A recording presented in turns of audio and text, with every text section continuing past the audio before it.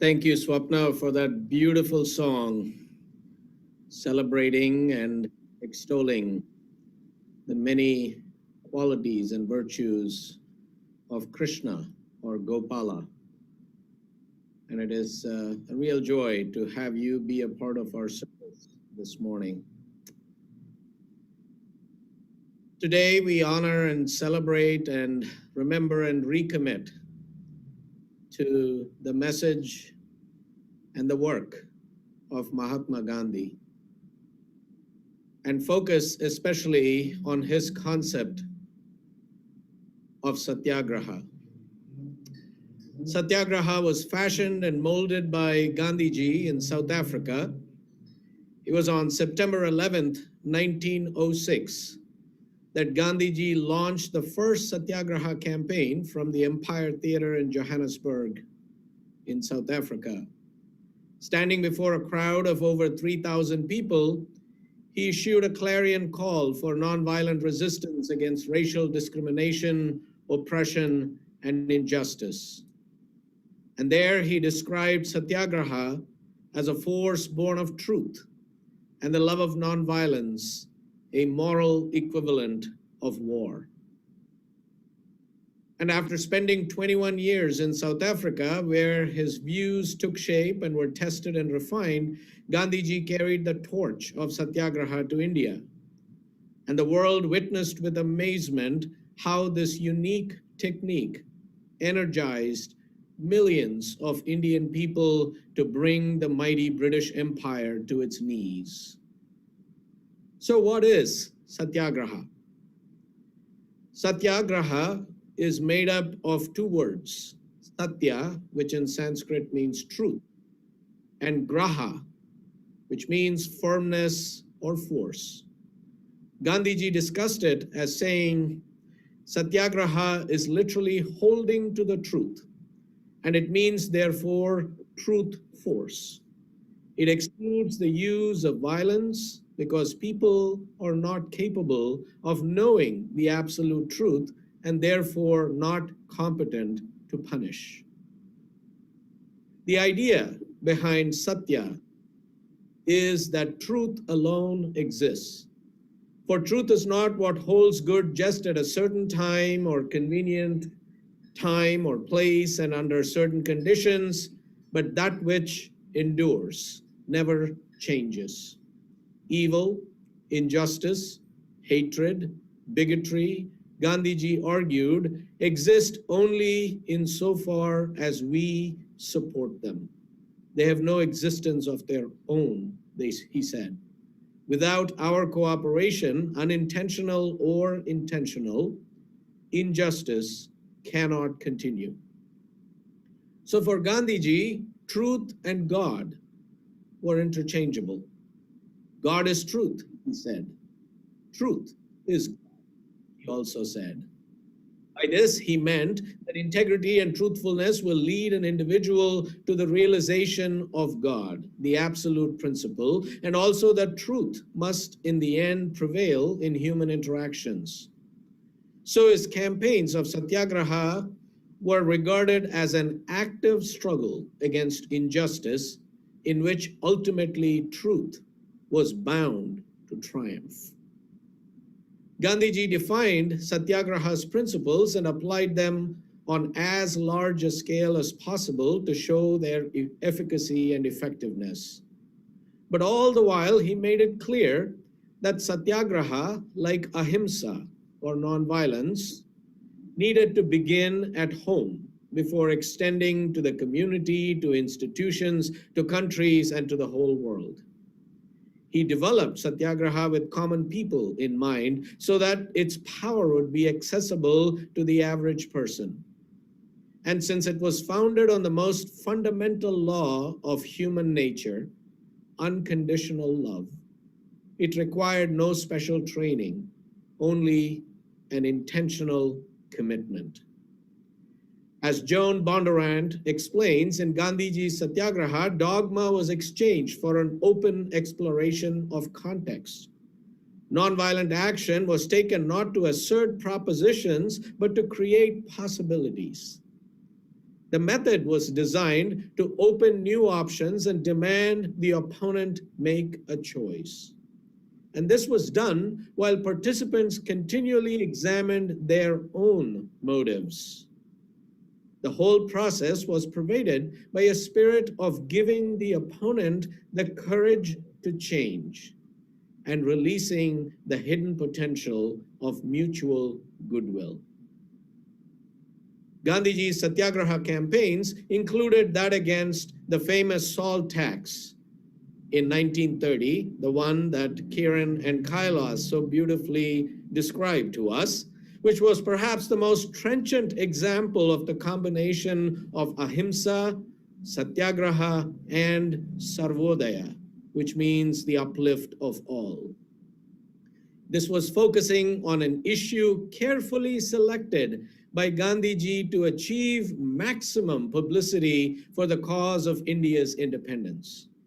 It is a defining example of using escalating militant and unarmed confrontation to rally public support and to affect change. It is also a case in which the use of symbolic demands, at least initially, provoked ridicule and consternation from everybody, including the Congress Party and the British. But it was brilliant because defiance of the salt law was loaded with symbolic significance. Next to air and water, Gandhiji argued, salt is perhaps the greatest necessity of life. It was a simple commodity that everyone was compelled to buy and which the government taxed. The fact that Indians were not permitted to freely collect salt from natural deposits or from the sea was a clear illustration of how a foreign colonial power was unjustly profiting from India's people and its resources. And since the tax affected everyone, Hindus and Muslims, Sikhs and Buddhists, Christians, and those who had no religion, rich and poor, young and old, the grievance was universally felt. The fact that it most heavily burdened the poor only added to its outrage. The price of salt charged by the government, biographer Jeffrey Ash writes, had a built-in levy, not large, but enough to cost a laborer with a family up to 2 weeks' wages a year. So it was a textbook moral injury. And so when Gandhiji marched 247 miles to the sea, it grabbed the imagination of the people. Throughout the country, huge numbers of dissidents began panning for salt and mining natural deposits. Buying illegal packets of salt, even if they were of poor quality, became a badge of honor for millions. I think that was the turning point in the Indian freedom struggle when the British lost their hold over the country and ultimately led to India gaining independence on August 15, 1947. So Satyagraha is not an abstract idea. It is not a mechanical formula or an abstract theory. It is a positive and active form of resistance. It is a sole commitment to actively protect one's life force, prana, from being contaminated by hate and fear. It is an internal transformation during which one learns through serious and sustained discipline and practice to detach one's energy from violence, to refuse to participate in it even in the private recesses of one's own mind, and to commit, to recommit, day after day, peace, compassion, and love. So Satyagraha is not a veneer that the justice seeker or the peacemaker puts on as one would a shirt. to achieve certain ends with a sense of moral superiority. Instead, it is a way of being and living that combines ahimsa, nonviolence, courage, humility, creative power, and non-cooperation to a political and social system regarded as immoral and corrupt. So friends, the question is Satyagraha relevant today, especially here in the United States? Now, the answer is not a simple yes or no, because it is one of the paradoxes of the 21st century that while the establishment of peace has become the world's single greatest imperative, the traditional instruments of preserving peace have been found to be increasingly ineffective. Whether it is systemic racism or religious nationalism, economic inequality or militarism, environmental devastation or pandemics like COVID-19, all of them have become powerful drivers of conflict in today's world. There is no doubt that we are in great need of a new paradigm for solving conflicts and bringing a new way of being with one another and in the world. But the question to ask is not whether Satyagraha is relevant or not. The real issue is whether we have the courage, the strength of mind, and the will to apply it in our lives, individual and communal.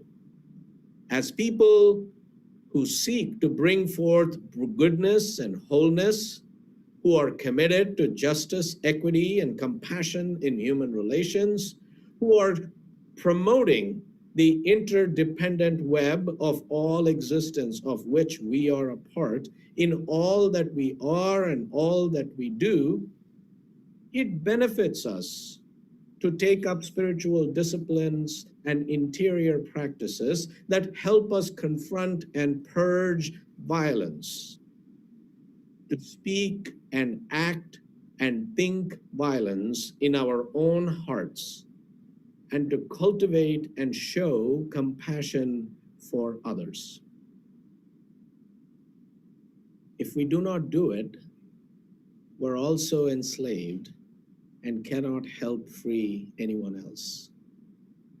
So, excuse me. As we all know, President Trump has been hospitalized at Walter Reed Hospital after he tested positive for the coronavirus. Now, I've been really struggling, finding it really hard to show sympathy for someone who rarely shows it to others in his public life. Not to his political opponents, not to children put in cages and people held in detention camps at the border, not to women and girls he has degraded at every turn, not to Muslims here and across the world that he has demonized, not to GLBTQ people whose hard-won rights he has sought to dismantle, not to people of color who he has demeaned and dehumanized, and not to people protesting systemic racism and police killings of Black people. The malice and hate, the prejudice and bigotry he seems to bear taint not only what he says and does, but has also sought to destroy the very fabric of our democracy. It is hard to show sympathy to someone who cheated on his taxes, paying only $750 in federal taxes in his first year in office and barely anything for 15 years before that. It is hard to show sympathy to a serial liar.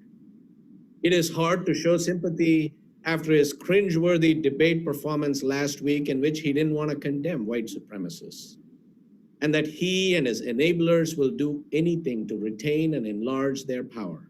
And it gets really hard when we consider the president's incompetent and irresponsible handling of the pandemic. Trump has muzzled and disputed experts at the CDC, promoted crank cures, held maskless campaign events, and encouraged followers not to wear masks. And all of this has contributed to over 7 million people being infected with the virus and cost over 210,000 lives.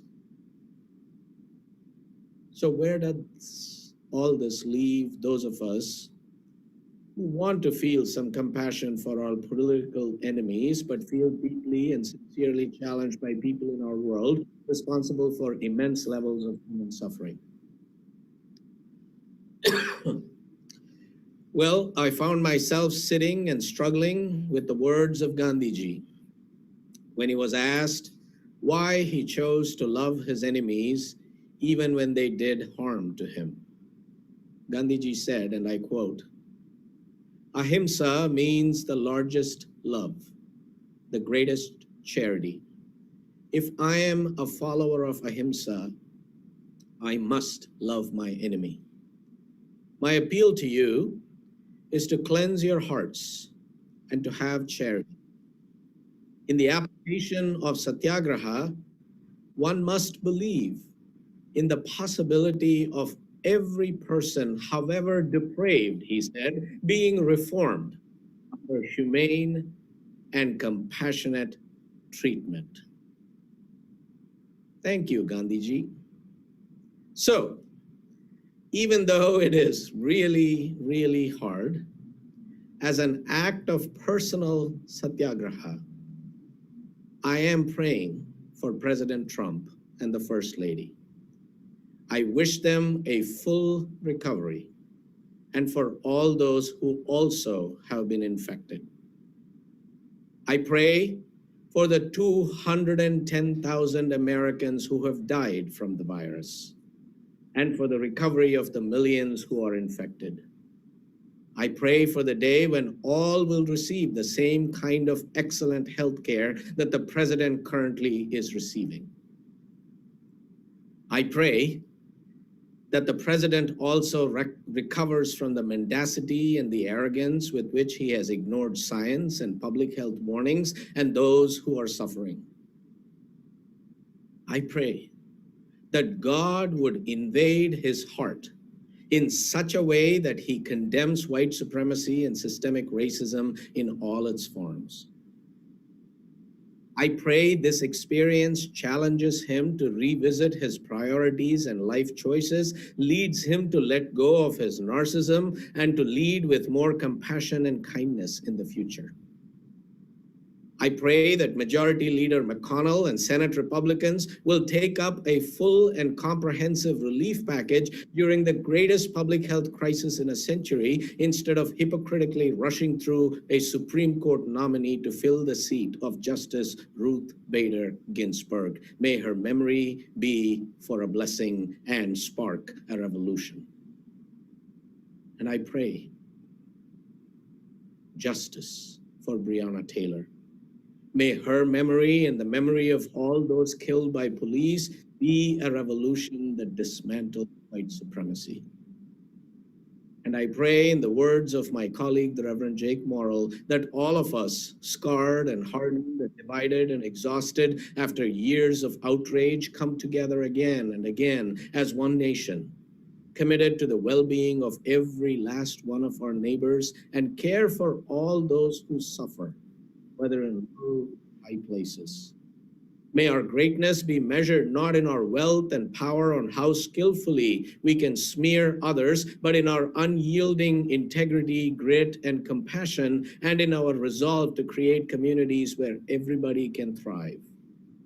As we seek to bless others, even at this late hour when so much has been squandered, but hope hasn't yet been snuffed out, may God bless us all. In the name of all that is holy, life-affirming, life-sustaining, in the name of that revolutionary and courageous love that will not let us go, let us down, nor let us off the hook, I pray, Shalom, Salam, blessed be, Om Shanti, Amen. May it be so.